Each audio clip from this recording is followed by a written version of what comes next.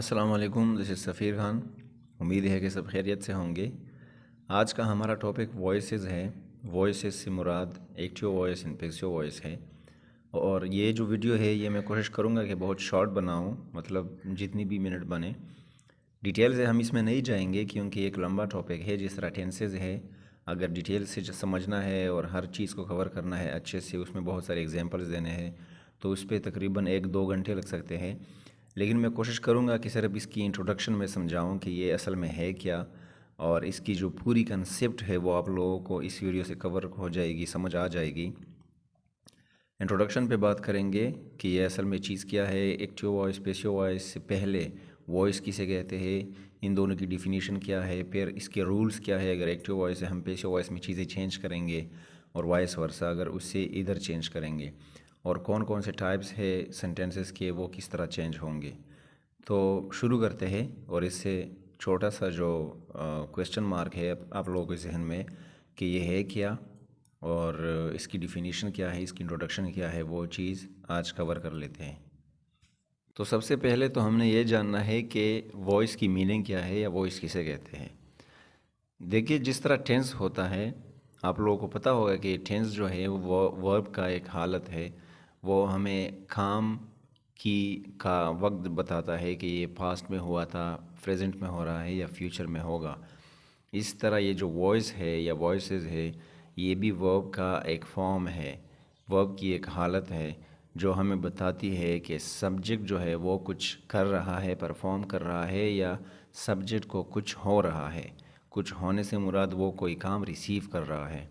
तो जिस तरह वर्ब हम एक्टिंग वर्ड को कहते हैं या एक्शन को कहते हैं, इस तरह वॉइस में हम कहते हैं कि वॉइस वो फॉर्म ऑफ वर्ब है जिसमें या तो सब्जेक्ट कोई काम कर रहा होगा, परफॉर्म कर रहा होगा, या उसको कोई काम वाक़या हो रहा होगा। इन सिंपल वर्ड्स आप ये कह सकते हैं कि ये वर्ब का एक फॉर्म है जो ये शो करता है कि what is done to the subject और what is done by the subject. So what is done to the subject जो है वो पैसिव है, what is done by the subject जो है वो एक्टिव है। अब हम इसमें जाएंगे कि एक्टिव वॉइस से हम पैसिव वॉइस क्यों बनाते हैं, ज़रूरत क्या है इसकी। It is an important question जो मैं बचपन से लोगों से पूछता रहा हूँ कि अगर हमारे पास एक्टिव वॉइस है तो पैसिव वॉइस क्यों बना रहे हैं। आप लोगों के जहन में अगर ये क्वेश्चन है तो ठीक है, अगर नहीं है तो ये क्वेश्चन होना चाहिए कि अगर जिस तरह डायरेक्ट इनडायरेक्ट है, नरेशंस है, अगर डायरेक्ट से काम होता है तो इनडायरेक्ट की क्या ज़रूरत है। तो इस तरह एक्टिव और पैसिव वॉइस है। तो एक्टिव वॉइस अगर है तो पैसिव वॉइस की क्या ज़रूरत है। तो एक्टिव वॉइस में ऐसी चीज़ें होती है जो वो आपको समझा नहीं सकती। पैसिव वॉइस में आप लोगों की ज़रूरत पैसिव वॉइस की तब पड़ती है जब किसी जुमले में ऑब्जेक्ट का होना ज़्यादा ज़रूरी होता है, या ऑब्जेक्ट ज़्यादा अहमियत के हामिल होता है सब्जेक्ट से। तो इसलिए फिर हम ऑब्जेक्ट आगे लेके आते हैं। आगे हम पढ़ेंगे इस वीडियो में, और हम ये रियलाइजेशन देते हैं लोगों को कि object is more important in this sentence than subject. ये एक वजह है। दूसरी वजह ये है कि जब हमारे पास सब्जेक्ट हो नहीं, काम हुआ हो या हो चुका हो, जिस तरह हम कहते हैं कि गाना गाया गया था या गाना गाया जा रहा है, तो इसमें सब्जेक्ट नहीं है, कौन गा रहा है। इस तरह के सेंटेंसेस जो है वो आप एक्टिव वॉइस में नहीं कह सकते। इसकी कोई चाल ही नहीं है, कोई तरीका ही नहीं है कि हम उसमें कैसे बोलेंगे, कैसे बताएंगे। तो इसलिए हम पैसिव वॉइस का इस्तेमाल करते हैं। अच्छा, जो पहले मैंने कहा कि सब्जेक्ट जब ज़्यादा इम्पोर्टेंट नहीं होता ऑब्जेक्ट से, तो इसकी मिसाल ऐसी है कि फॉर एग्ज़ाम्पल कोई लड़का है, चेयर क्लासरूम में तोड़ देता है, और हम टीचर के पास जाते हैं और कंप्लेन करते हैं। तो या तो हम कहेंगे कि सर, असलम ने वो कुर्सी तोड़ी, असलम ने वो कुर्सी तोड़ी। तो इससे मुराद ये है कि हमारे लिए सब्जेक्ट ज़्यादा ज़रूरी है। हम सर को चाहते हैं कि वो असलम को मारे, पीटे या स्कूल से निकाले। सो असलम ब्रोक द चेयर, या असलम ब्रेक्स द चेयर, जिस भी टेंस में आप कहे, सिंपल में, प्रेजेंट सिंपल में, या पास्ट सिंपल में। तो असलम जो है वो कुर्सी तोड़ रहा है, और हम चाहते हैं कि असलम को सज़ा मिले। ऑन द अदर हैंड, अगर हम कुर्सी के लिए परेशान हैं तो पैसिव वॉइस की हमें ज़रूरत पड़ेगी। हम कहते हैं कि sir the chair was broken और is broken by Aslam. The chair is broken by Aslam, तो कुर्सी जो है वो असलम के थ्रू या असलम के ज़रिए तोड़ी गई है या तोड़ रहा है, वो पैसिव वॉइस में हम कहेंगे। तो इससे मुराद ये है कि सर आप असलम को कुछ करे या ना करे, आप उसको मारे पीटे या उसको स्कूल से निकाले या ना निकाले, देयर इज़ योर प्रॉब्लम, लेकिन कुर्सी का मुझे बहुत दुख हुआ कि उन्होंने तोड़ा या तोड़ रहा है। तो इस सेंटेंस में कुर्सी is more important then beating Aslam, हमारे लिए कुर्सी की अहमियत ज़्यादा है, इसलिए हम कुर्सी को ऑब्जेक्ट से सब्जेक्ट में लेके आते हैं। और ये जो पावर है ये सिर्फ पैसिव वॉइस में है, ये किसी और ग्रामेटिकल इंस्ट्रूमेंट में या ग्रामेटिकल एलिमेंट में नहीं है। अच्छा, कुर्सी तोड़ी गई, द सेम एग्जांपल, किसने तोड़ी? हम रूम में गए, कुर्सी तोड़ी हुई थी और हमने सर से कंप्लेन की कि सर कुर्सी तोड़ी गई है, तो हमारे पास सब्जेक्ट है नहीं, we don't know the person who is broken the chair, तो हम सर से कहते हैं कि sir the chair is broken, या कुर्सी तोड़ी गई थी, the chair was broken, but we don't know the subject कि किसने तोड़ी है। तो एक्टिव वॉइस में आप ये जुमला नहीं कह सकते कि कुर्सी किसने तोड़ी है, वो बंदा हम नहीं जानते, there is no subject at all, तो हम सर से कहेंगे कि द चेयर इज़ ब्रोकन, कुर्सी तोड़ी गई है। सो उर्दू में ये जुमला जिस तरह है, कुर्सी तोड़ी गई है, ये पैसिव वॉइस है और ये आप एक्टिव वॉइस में नहीं कह सकते। एक्टिव वॉइस में आपके लिए एक सब्जेक्ट का होना ज़रूरी है। आप कहेंगे फिर कि किसी ने ये कुर्सी तोड़ी है, सो दिस इज़ जो है वो फिर एक्टिव वॉइस है, समबडी ब्रोक द चेयर, इस तरह कहेंगे। लेकिन हम नहीं जानते तो सिंपली और अच्छे तरीके से किसी ने तोड़ी है के बजाय हम ये कहेंगे कि कुर्सी तोड़ी गई है, तो ये एक अच्छी बात होगी और ये एक राइम बनाएंगी फिर। तो ये इसकी वजह है कि वाई पैसिव वॉइस। अब हम इस पे आते हैं कि एक्टिव वॉइस किसे कहते हैं और पैसिव वॉइस किसे कहते हैं। ये जो वॉइस है इसके 2 टाइप्स है हमारे साथ। पहला जो है एक्टिव वॉइस है जो कि बेसिकली है, और दूसरा जो है वो पैसिव वॉइस है जो कि एक इसकी मॉडर्निटी आप कह सकते हैं इसे।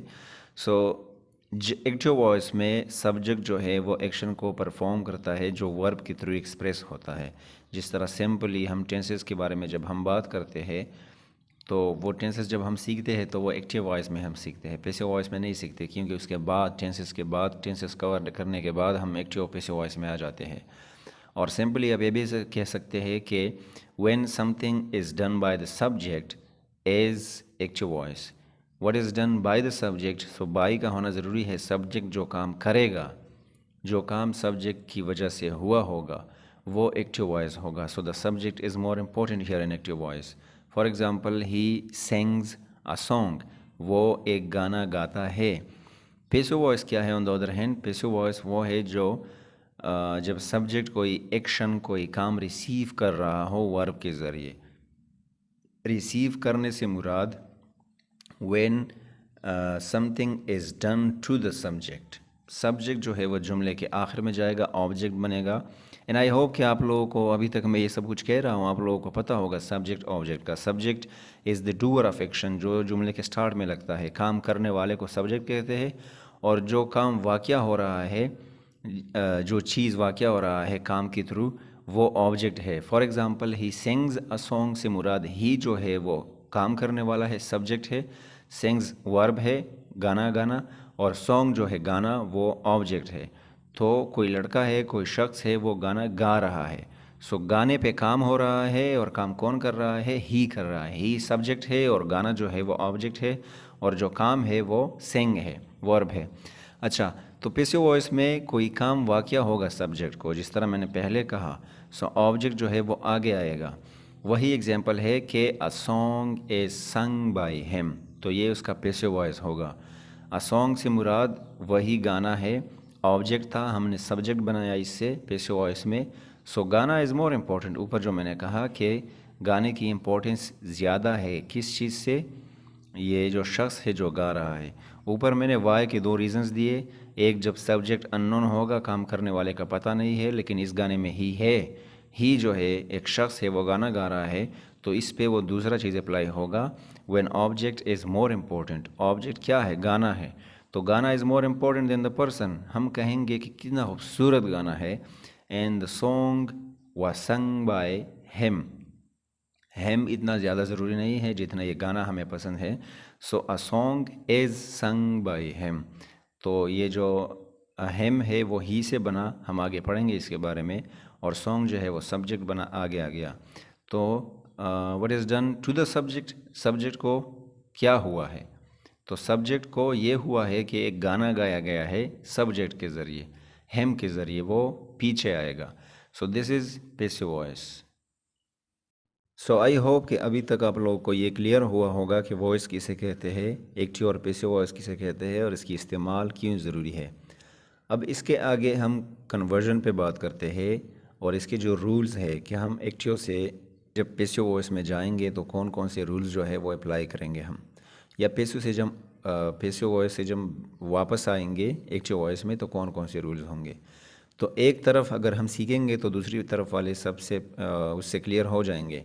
सबसे पहला जो रूल है वो ये है कि जिस तरह मैं पहले कह रहा था कि जुमले में जो सब्जेक्ट होगा, ये एक्टिव वॉइस की बात कर रहा हूँ मैं। एक्टिव वॉइस हमारे पास एक सेंटेंस होगा, उससे हम पैसिव वॉइस बनाएंगे। तो जुमले में जो सब्जेक्ट होगा वो ऑब्जेक्ट बनेगा। किस तरह बनेगा? मैंने ऊपर एग्जाम्पल में आप लोगों को कहा कि ही सेंग्स अ सॉन्ग, ही सब्जेक्ट है, लेकिन पैसिव वॉइस में हम ये कहेंगे कि a song is sung by him. So ही जुमले के एंड में जाएगा, हिम बनेगा, और अ सॉन्ग जो है वो सब्जेक्ट बनेगा। ऊपर ऑब्जेक्ट था एक्टिव वॉइस में और पैसिव वॉइस में ये सब्जेक्ट बनेगा, जुमले के स्टार्ट में आएगा। तो जुमले के स्टार्ट में जो भी चीज़ आता है वो काम करे, उससे काम हो जाए, वो सब्जेक्ट होगा। वो बाद में जो लगेगा एंड में of the line of the sentence वो ऑब्जेक्ट होगा। तो सबसे पहला रूल ये है कि सब्जेक्ट जो है वो ऑब्जेक्ट बनेगा। ऑन द अदर हैंड अगर आप एक पैसिव वॉइस से एक्टिव वॉइस में आएंगे तो ये चीज़ चेंज करेंगे, ऑब्जेक्ट को आप सब्जेक्ट बनाएंगे, फिर से एक्टिव वॉइस बन जाएगा। दूसरा जो रूल है वो है कि आप लोग बाई डालेंगे before the object in passive voice. वही एग्जांपल है बाई, बी वाई, ये एक प्रीपोजिशन है। आप लोगों ने इसका इस्तेमाल हर लाइन में, हर सेंटेंस में पैसिव वॉइस के करने हैं। हाँ, कुछ ऐसे सेंटेंसेस है जिसमें अगर सब्जेक्ट नहीं है, जिस तरह मैंने ऊपर कहा द चेयर इज़ ब्रोकन, तो इसमें सब्जेक्ट नहीं है तो उसमें बाई नहीं लगता। और कुछ और सेंटेंसेस है जो हम फिर डिटेल में अगर पढ़ेंगे तो उसमें मैं आपको बताऊंगा कि बाई जो है वो कुछ सेंटेंसेस में नहीं लगता, वेद भी लग सकता है और कुछ और वर्ड्स है वो भी लग सकते हैं। सो बाई लगेगा इसमें, और ये 80 या उससे ज़्यादा % जो है उसके चांसेस है कि वो लगेगा। सो ये जो सब्जेक्ट था एक्टिव वॉइस में, ही जो एक्टिव वॉइस में था, वो जब पैसिव वॉइस में हेम बनेगा तो वो उस हेम से पहले लगेगा। For example the song, a song is sung by him, तो जो ऑब्जेक्ट इधर है पैसिव वॉइस में हिम, इससे ये बाय पहले लगेगा और ये हर लाइन में लगाना ज़रूरी है। तीसरा जो रूल है वो ये है कि third form of the verb लगेगा इसमें। जो भी पैसिव वॉइस सेंटेंस हो वो थर्ड फॉर्म ही लगना है उसमें। आप जो भी टेंस उसमें कन्वर्ट कर दे पैसिव वॉइस में, जो भी टेंस है आप प्रेजेंट सिंपल कर दे जिसमें first form of the verb आता है, पास्ट सिंपल कर दे जिसमें second form of the verb आता है, या फिर आप परफेक्ट कर दे, पास्ट परफेक्ट, प्रेजेंट परफेक्ट और फ्यूचर परफेक्ट। उन तीनों में आप लोगों के साथ third form of the verb आएगा। लेकिन तब भी आप लोगों ने अगर पैसिव वॉइस में करना है तो यही रूल है कि वर्ब जो लगेगा वो थर्ड फॉर्म का लगेगा। ऊपर वही example, a song is sung by him, संग, सेंग एक्टिव वॉइस में लगा, ही सेंग्स अ सॉन्ग, तो ही सेंग से हमने संग बनाया एंड संग इज़ द थर्ड फॉर्म। ये था हमारे पास तीसरा रूल। और ये 3 रूल्स बहुत ज़्यादा ज़रूरी है, सब्जेक्ट का चेंज करना ऑब्जेक्ट के साथ, बाई का लगाना और फिर third form of the verb लगाना। अब हमने ये जानना है 4 जो रूल है, जो प्रोनाउंस है, जिस तरह I sang a song, he sang a song, you sang a song, we, इस तरह शी, दे, इट वगैरह, तो ये जो है इसके ऑब्जेक्टिव फॉर्म में चले जाएंगे अगर ये पैसिव वॉइस में करने हैं, क्योंकि ये जुमले के स्टार्ट में आएंगे एक्टिव वॉइस में।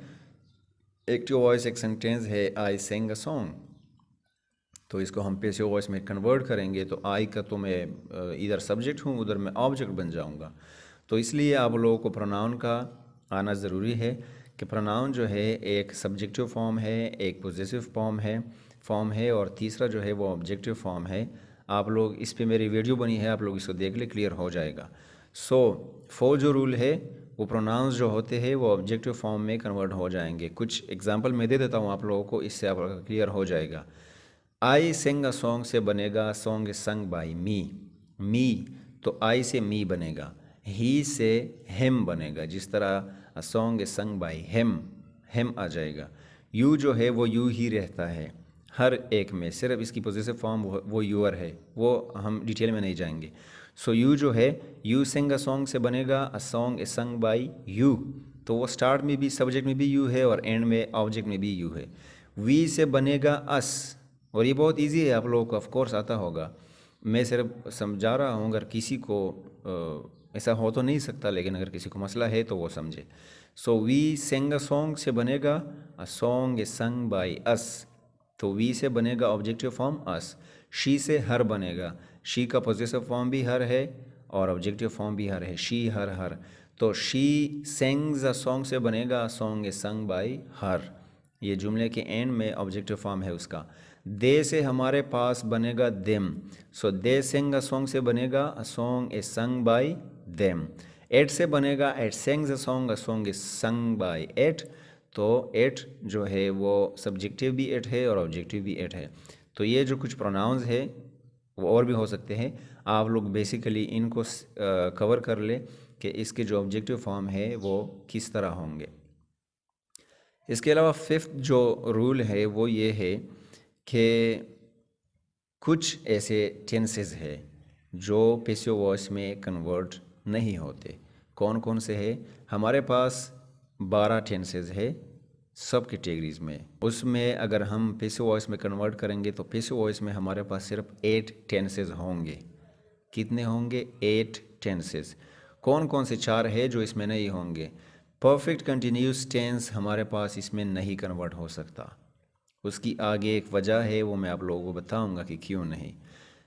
Past perfect continuous tense passive voice में नहीं हो सकता, present perfect continuous tense passive voice में कन्वर्ट नहीं हो सकता, and future perfect continuous tense जो है वो पैसिव वॉइस में कन्वर्ट नहीं हो सकता। इसके अलावा एक और टेंस है वो आप लोगों ने सीखना है कि नहीं हो सकता, वो है future continuous tense. Future continuous tense भी पैसिव वॉइस में कन्वर्ट नहीं हो सकता। सो ये 4 जो टेंसेस है ये हम इससे माइनस करेंगे और हमारे पास रह जाएंगे 8 टेंसेस। तो ये जो है एक बड़ा सा मसला था, अगर 12 के 12 होते तो बहुत लंबा चौड़ा किस्सा होता। अब हमारे पास रहते हैं सिर्फ 8 टेंसेस और ये बहुत ईजी से आसानी से हम सीख लेंगे। तो ये इसका 5th रूल था कि हमारे पास 8 टेंसेस कन्वर्ट होंगे पैसिव वॉइस में और बाकी के जो 4 रहते हैं वो नहीं होंगे। 6th जो रूल है वो ये है कि पैसिव वॉइस तब पॉसिबल है। अब ये एक क्वेश्चन आता है कि कौन सा जुमला पैसिव वॉइस में कन्वर्ट हो सकता है।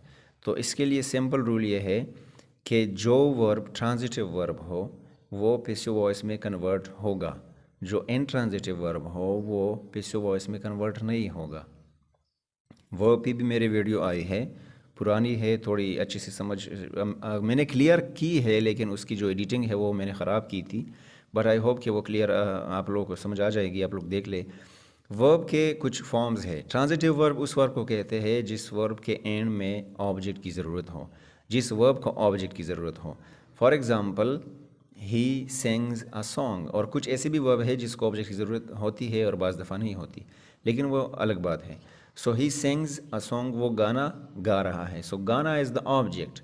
अब कुछ ऐसे है जिसमें ऑब्जेक्ट की ज़रूरत नहीं होती, जिस तरह हम कहते हैं कि ही वेंट, वो चला गया, तो ये ऐसा वर्ब है जिसमें कहाँ चला गया वो हम डाल भी सकते हैं और नहीं भी। किसी ने मुझसे पूछा कि वो गया और मैंने कहा कि वो चला गया, सो इसको ऑब्जेक्ट की ज़रूरत नहीं होती। जुमले के एंड में जब ऑब्जेक्ट नहीं होगा तो वो पैसिव वॉइस कन्वर्ट नहीं हो सकता, क्योंकि उधर हमने सब्जेक्ट को इधर लाना है और ऑब्जेक्ट को इधर लाना है सब्जेक्ट बनाने के लिए, तो अगर वो नहीं होगा तो फिर वो जुमला कन्वर्ट नहीं होगा। इसके अलावा हमारे टीचरों ने 7th या 6th क्लास में हमें एक और चीज़ बताई थी, वो हकीमी तरीका है, घरेलू तरीका है, आप लोग उसे सीख ले। जिस जुमले में, उर्दू के जुमले में ने आता हो, ने आता हो, उस जुमले की कन्वर्जन जो है वो पॉसिबल है, बाकी पॉसिबल नहीं है। फॉर एग्ज़ाम्पल उसने गाना गाया। So the song is sung by him. वो दरख्त चढ़ा, वो दरख्त पे चढ़ा या दरख्त चढ़ा, मेरी उर्दू शायद थोड़ी कमज़ोर हो। वो दरख्त चढ़ा, इसमें ने नहीं है, तो आप लोग किस तरह कहेंगे? तो ये जो सेंटेंस है इसमें वो ऑब्जेक्ट भी है, इसमें ऑब्जेक्ट है ट्री, दरख्त को चढ़ा है, वो शख्स है दरख्त को चढ़ा है, लड़का है या लड़की, लेकिन इसमें उर्दू के सेंटेंस में ने नहीं आता, तो ये सेंटेंस जो है वो पॉसिबल नहीं है। आप लोगों ने अगर कहीं पढ़े हो कॉलेज, यूनिवर्सिटी या स्कूल में, तो आप लोगों को बहुत एक सिंपल एग्जांपल देंगे कि वो कराची गया। सो कराची इज़ ऑब्जेक्ट, और हम इसको अगर पैसिव वॉइस में तो हम इस तरह कहेंगे कि the Karachi is gonna bye him, तो ये गलत होगा ग्रामेटिकली भी, और this is a very informal sentence. तो इस तरह दरख्त का चढ़ना, इसमें भी ने नहीं है, और अगर हम कहेंगे कि वो कराची खो गया या कराची गया, तो इसमें भी ने नहीं है। So as simple as that कि ने अगर किसी जुमले में है, उर्दू के जुमले में, तो वो इंग्लिश में एक्टिव से पैसिव वॉइस में होगा, वरना नहीं होगा। उसने ख़त लिखा, so a letter is written by him, ने इसमें आता है तो वो कन्वर्ट होगा। आप लोग ट्राई कर ले, काफ़ी हद तक 80 या 90% ये फार्मूला ठीक रहेगा, और फिर आप लोगों के लिए मसला नहीं होगा। अब हम ये सीखते हैं कि फॉर्म्स ऑफ टेंस जो है, कौन कौन से जो 8 टेंसेज रहते हैं, वो अगर एक्टिव वॉइस से पैसिव वॉइस में कन्वर्ट करेंगे तो किस तरह करेंगे। तो एक्टिव वॉइस में जो आप लोगों के पास फार्मूला होगा वो subject plus verb plus object होगा। For example, he plays cricket, he subject plays verb and cricket is object. इसको हम कन्वर्ट करते हैं पैसिव वॉइस में, तो फिर हमारे पास फार्मूला होगा, अगर प्रीपोजिशन वगैरह है, द क्रिकेट या सिर्फ क्रिकेट है, तो वो सब्जेक्ट बनेगा, फिर हमारे पास हेल्पिंग वर्ब आएगा, फिर हमारे पास वर्ब आएगा, फिर बाई आएगा जो कि बहुत ज़्यादा ज़रूरी है, मैंने सेकंड रोल में कहा था, और फिर हमारे पास ऑब्जेक्ट आएगा। So the cricket is played by him, तो ये उसका फार्मूला होगा। अब हमने कुछ, इसमें एक पॉइंट है जो मैं आप लोगों को बता रहा हूँ, मैंने किसी से सीखा नहीं है, वो ये है कि हमारे पास इसमें 6 ऐसे टेंसेज है, 6 ऐसे टेंसेज है जो कि अपने से आगे वाले टेंस के हेल्पिंग वर्ब लेता है, और 2 ऐसे टेंसेज है जिसमें वो बीइंग वगैरह लेके आते हैं अपने हेल्पिंग वर्ब में। तो जब हम एक्टिव वॉइस से पैसिव वॉइस में प्रेजेंट सिंपल टेंस को कन्वर्ट करेंगे, for example he plays cricket या ही सिंग्स अ सॉन्ग, वही एग्जांपल है। सो ही प्लेज क्रिकेट में प्लेस के साथ जो है आप लोगों को पता है एस या ई एस आता है सिंगुलर के साथ प्रेजेंट सिंपल में, तो ये जब कन्वर्ट होगा, सो क्रिकेट जो है वो ऑब्जेक्ट है, इधर वो सब्जेक्ट बनेगा, the cricket is played by him. तो एज जो है वो आप लोगों को पता है कि ये प्रेजेंट कंटिन्यूस टेंस में आता है। सो प्रेजेंट सिंपल के बाद कंटिन्यूस टेंस आता है, वो अपने आगे टेंस से अपने लिए एक क्या लेगा, हेल्पिंग वर्ब लेगा। इसी तरह पास्ट सिंपल में है, पास्ट सिंपल में है कि he played cricket, so past simple से आगे जो टेंस है वो है पास्ट कंटिन्यूस टेंस, तो उसमें वाज और वर्ब हेल्पिंग वर्ब है, तो वो अपने आप के लिए एक पैसिव वॉइस में फिर ये लेगा कि the cricket was played by him, cricket was played, तो वो अपने आगे टेंस से अपने लिए हेल्पिंग वर्ब लेगा। इसके अलावा फ्यूचर सिंपल टेंस है, the cricket he will play cricket, he will play cricket, तो वो किस तरह, अपने आगे जो टेंस है विल बी उसका हेल्पिंग वर्ब है, तो फिर हम कहेंगे कि the cricket will be played by him, तो उसके कंटिन्यूस टेंस उससे आगे है प्रेजेंट पास्ट फ्यूचर सिंपल से, तो वो उससे अपना हेल्पिंग वर्ब लेगा। इसमें 6 जो टेंसेज है जो अपने आगे के टेंस से हेल्पिंग वर्ब लेते हैं, वो प्रेजेंट सिंपल है, पास्ट सिंपल, फ्यूचर सिंपल, और इसके अलावा प्रेजेंट परफेक्ट, पास्ट परफेक्ट और फ्यूचर परफेक्ट टेंस है, वो अपने आगे टेंस से अपने लिए हेल्पिंग वर्ब लेते हैं। परफेक्ट की अगर हम बात करें तो वो इस तरह होगा कि प्रेजेंट परफेक्ट जो टेंस है वो इस तरह होगा कि ही हैज़ प्लेड क्रिकेट। अब इसमें हैज़ आता है हेल्पिंग वर्ब, और प्लेड जो है वो इसका थर्ड फॉर्म है। तो अब हम अगर इसको कन्वर्ट करेंगे तो हम इस तरह कहेंगे कि the cricket has been played by him, has been played, has been जो है वो प्रेजेंट परफेक्ट कंटिन्यूस टेंस है। तो ये उससे आगे के जो टेंसेज है उससे अपने लिए हेल्पिंग वर्ब लेंगे। सो ये हो गए हमारे पास 6 टेंसेज 8 में से, जो अपने से आगे टेंस से अपने लिए हेल्पिंग वर्ब लेंगे। इसके अलावा सिर्फ कंटिन्यूस टेंस रहते हैं, वो भी 2, क्योंकि फ्यूचर कंटिन्यूस का मैंने कहा था कि वो पैसिव वॉइस में नहीं हो सकता। सो पास्ट कंटिन्यूस है और प्रेजेंट कंटिन्यूस है। इसमें हेल्पिंग वर्ब में बीइंग लगेगा, क्योंकि कंटिन्यूस में हमेशा इस पैसिव वॉइस में बीइंग लगता है। किस तरह?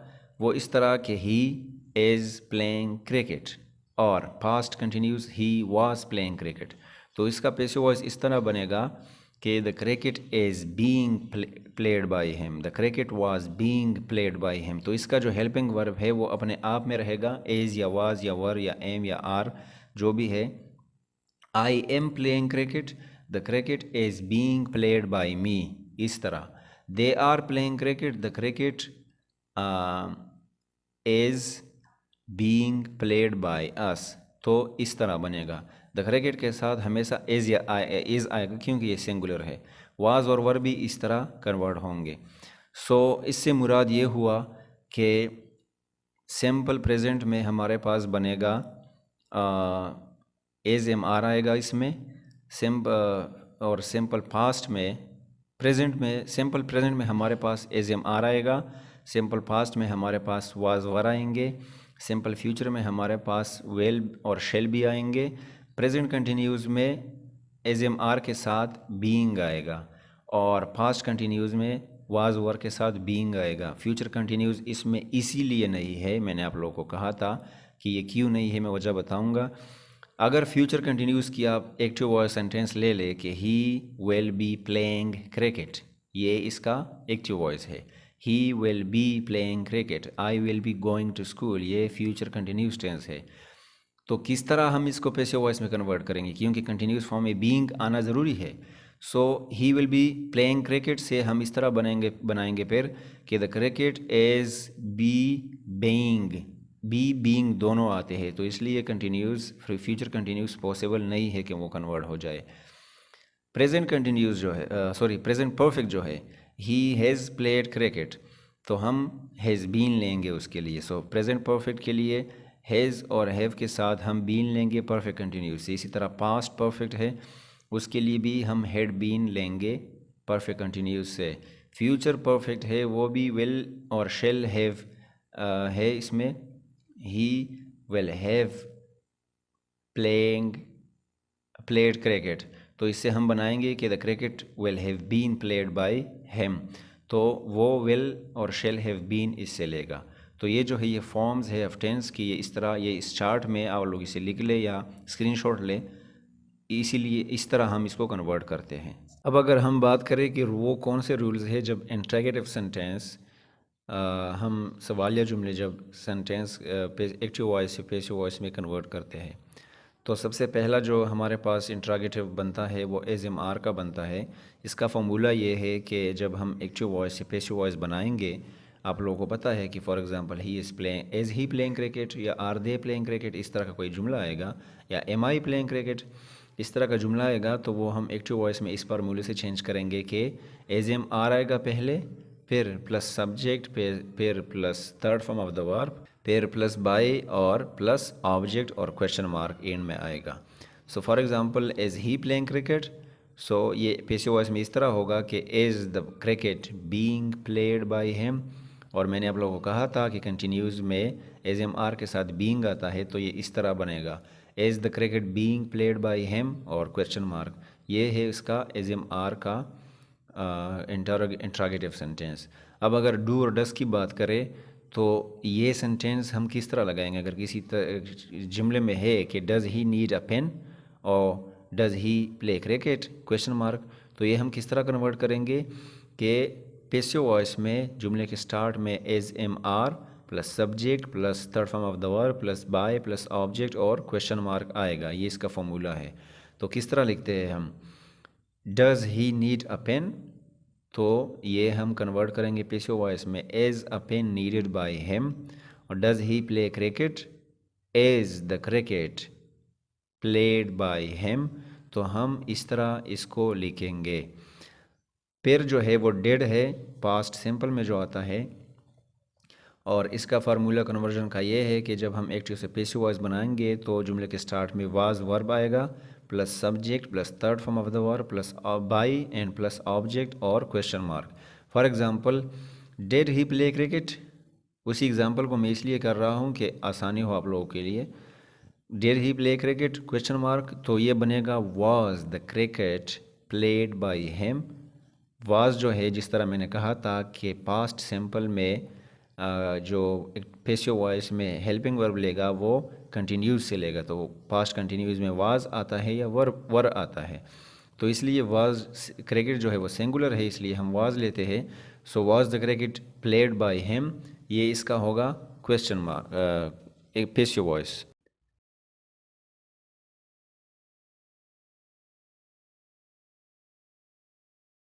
अब अगर हमारे पास हैज़ हैव या हेड आता है, मतलब पास्ट परफेक्ट प्रेजेंट परफेक्ट या फिर फ्यूचर परफेक्ट, उसमें तो सिर्फ वेल शेल आएगा, लेकिन अगर हमारे पास जुमले में क्वेश्चन में आता है एक्टिव वॉइस में हैज़ हैव या हेड, तो वो हम किस तरह कन्वर्ट करेंगे। तो वो उसका फार्मूला ये है कि हैज़ अगर है तो हैज़ को डालेंगे, हैव है तो हैव को, और हेड है तो हेड को जुमले के स्टार्ट में पैसिव वॉइस में, plus subject plus been plus third form of the verb plus by end plus object और question mark. For example has she played the cricket question mark, तो इसका हम बनाएंगे has the cricket been played by her question mark. अगर ऊपर have है, have they played cricket question mark, तो हम इधर हैव डालेंगे क्योंकि दे जो है सॉरी इधर हम हैज़ इसलिए डालेंगे कि क्रिकेट जो है वो सिंगुलर है। So has the cricket been played by them. अगर हेड है पास्ट परफेक्ट है, सो हेड शी और he played the cricket question mark, तो हम कहेंगे कि had the cricket been played by him, तो हेड इसलिए आएगा कि ये पास्ट है, टेंस को आगे लेके जाएगा। अब फोर्थ जो है सॉरी सिक्स जो है वो मॉडल वर्ब्स का है। For example may could should इस तरह का, कैन एट्सेट्रा, तो ये अगर आएंगे क्वेश्चन में, फॉर एग्जांपल कैन आई गो और कैन शी प्ले क्रिकेट, इस तरह के अगर question passive voice active voice में आएगा और हम उसको कन्वर्ट करेंगे पैसिव वॉइस में, तो हम पहले वो जो मॉडल वर्ब है उसको हम पहले डालेंगे फार्मूला में, फिर plus subject plus third form of the verb plus by end plus object और क्वेश्चन मार्क। सो मॉडल वर्ब इस तरह बनेगा कि for example can he play cricket और कैन शी प्ले क्रिकेट, क्या वो खेल सकती है या क्रिकेट खेल सकता है, तो इसका बनेगा can the cricket be played by him और हर, तो ये इस तरह बनता है। बाज़ दफ़ा हम इम्पेरेटिव सेंटेंसेस को फेस करते हैं। इम्पेरेटिव सेंटेंसेस आप लोगों को पता होंगे जिसमें ऑर्डर, रिक्वेस्ट, सजेशन या एडवाइस वगैरह होती है।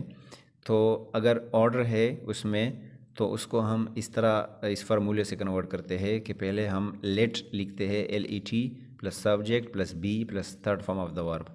फॉर एग्ज़ाम्पल मैं किसी को ऑर्डर दे रहा हूँ या आप किसी को ऑर्डर दे रहे हैं कि शट द डोर, तो हम किस तरह कन्वर्ट करेंगे, let the door be shut, ये उस ऊपर के फार्मूले से कन्वर्ट होगा। ये फार्मूला जहन में रख ले, उसके बाद जो भी ऑर्डरली सेंटेंस होगा आप लोग उसे कन्वर्ट कर सकेंगे।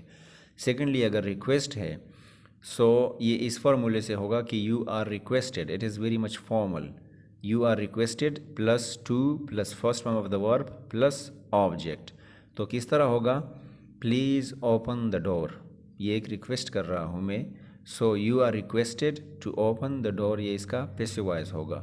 थर्ड अगर सजेशन है, सजेशन फॉर एग्जांपल ये हमेशा ये करो वो करो ये करो, मैं मशवरा दे रहा हूँ किसी को, सो ये subject plus should be plus third form of the verb के फार्मूले से कन्वर्ट होगा।